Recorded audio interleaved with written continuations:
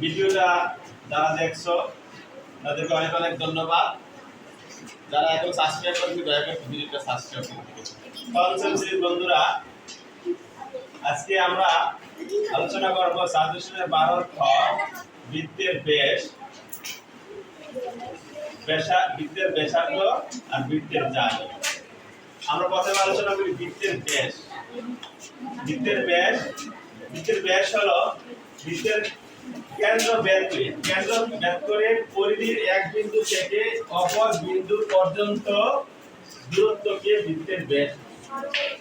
এটা হলো পরিধি, এটা হলো মাঝে কেন্দ্র ছিল। এই কেন্দ্র ব্যাসকে যখন মাঝটা যাবে তখন এটা হবে মাঝে যখন বৃত্তের এক বিন্দু থেকে ওই পরিধির এক বিন্দু থেকে ওই বিন্দুতে যাবে তখন এটা বলে ব্যাস।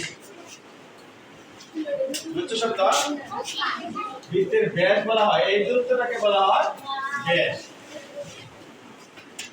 দ্বিতীয়বার আমরা আসি বৃত্তের ব্যাসার্ধ কাকে বলে।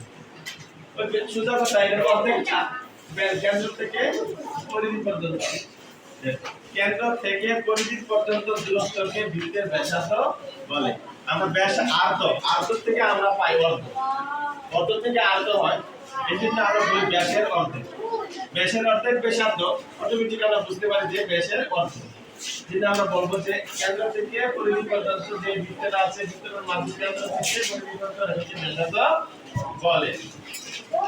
বৃত্তের জাল, আমরা যা কিন্তু এটাও বলতে পারি, কেন্দ্র ব্যাসার্ধ যেটা এটাও একটা যা বলা যায়, কিন্তু আমরা ওই ওটার সঙ্গে পরিধির এক বিন্দু থেকে অপর বিন্দু পর্যন্ত দূরত্বকে বৃত্তের যা বলে। বৃত্তের যা এটা একটা বৃত্ত, আমি হাতে এঁকেছি, খুব সুন্দর হয় না?